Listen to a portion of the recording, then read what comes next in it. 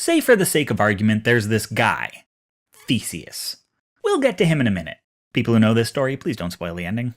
Imagine you're bouncing around Twitter, a damn fool thing to do, but who am I to judge? And you come across someone claiming public figure X doxed me. You're thinking, oh no, I'm a fan of public figure X. I find their work very inspiring. So you look a little deeper into the story, and you come to understand a few things. First, it turns out by public figure X, they mean an employee of public figure X. Well, employees are often acting on behalf of their employers. If your campaign staff meets with Russians, it's reasonable to say that you are in contact with Russia, so maybe this is something like that. Also, it turns out that by employee, they mean a contractor that public figure X hired several years ago. Well, okay, if a contractor does something on behalf of a client, that's basically the same as an employee doing it. And apparently by doxed, they don't mean public figure X or public figure X's contractor personally hacked anyone's computer. They mean public figure X's people shared information that had been acquired by someone else.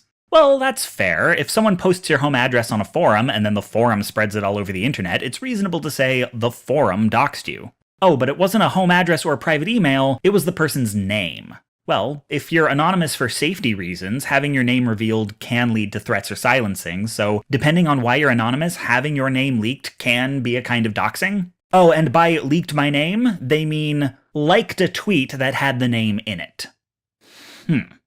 Okay, now say you're bumming around Facebook, which maybe you shouldn't, but I do it too, and someone posts an article saying, all pornography is coercive. You're thinking, wow, that's a pretty sweeping statement. I gotta investigate this.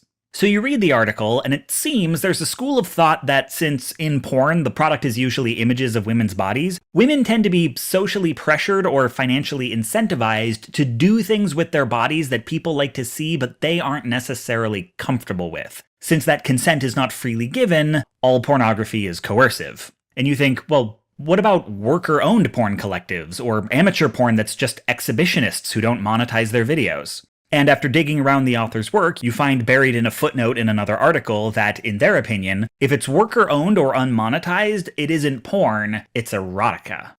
Okay.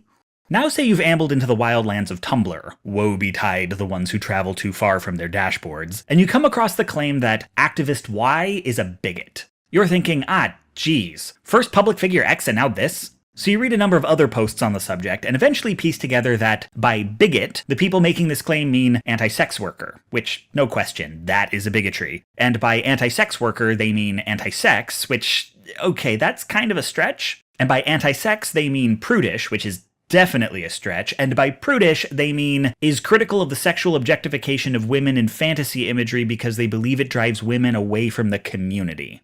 Let's bring back our buddy Theseus. So Theseus, or more specifically his boat, is the subject of a famous thought experiment, the Ship of Theseus.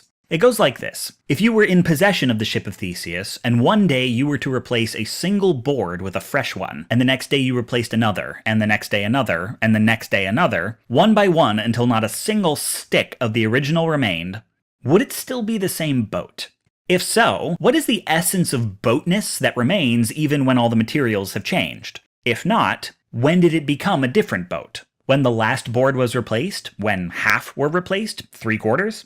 Now don't worry, it's a thought experiment. There's no right answer, just a lot of philosophy. But the corollary I'm making here is, what happens when you ship of Theseus a statement? These are arguments where words and bits of rhetoric have been replaced piece by piece until very little of the original sentence remains. How many words can you change in an argument until it's not the same argument anymore?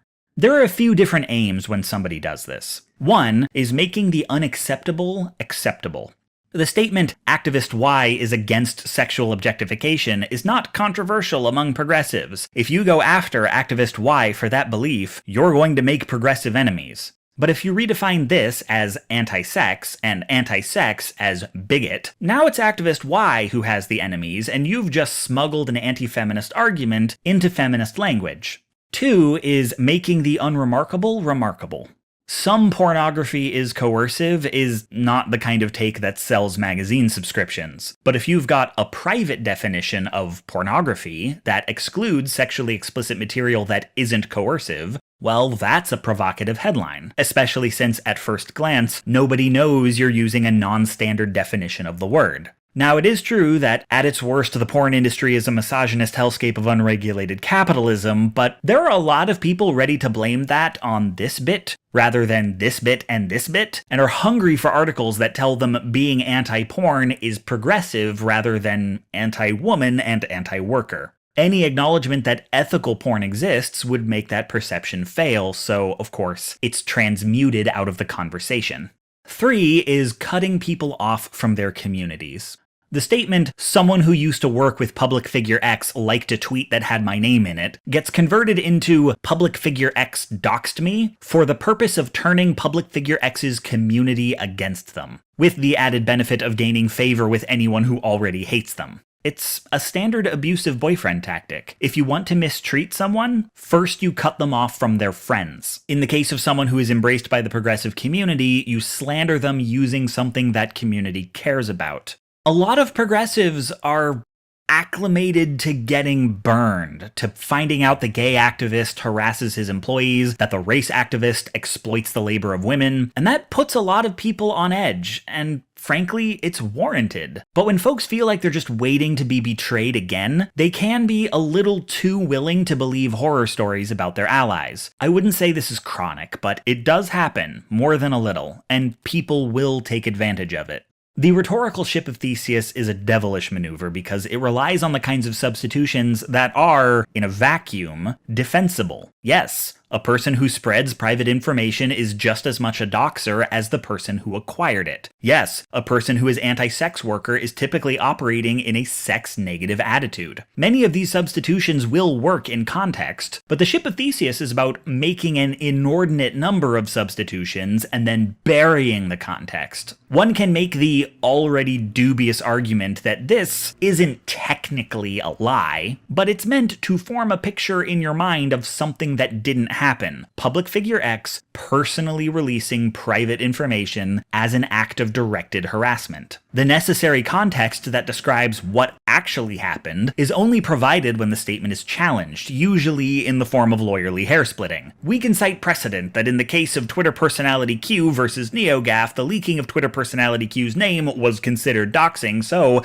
it stands to reason. This gets you mired in the truthfulness of individual claims, debating technicalities of a statement blatantly meant to deceive. You're never given a chance to articulate the original statement before its transformation. Its final form just sits there, pristine and shareable at the top of your enormous Twitter argument, and we've already discussed the power of statements that are short, quippy, and wrong. More than most things I've covered in this series, these are tactics I've seen across the entire political spectrum, most especially number 3. Liberal, conservative, progressive, reactionary. This is a thing bad people do, even on the left. Someone with good politics isn't necessarily a good person who won't use the rhetoric of social justice to rationalize shitty behavior. The rhetoric is specifically designed to combat this, but it's not airtight, and there's nothing so special about progressivism that makes us immune to abusers and opportunists. The main difference is that when the right does this, it does it to the left, and when the left does this, it does it to itself.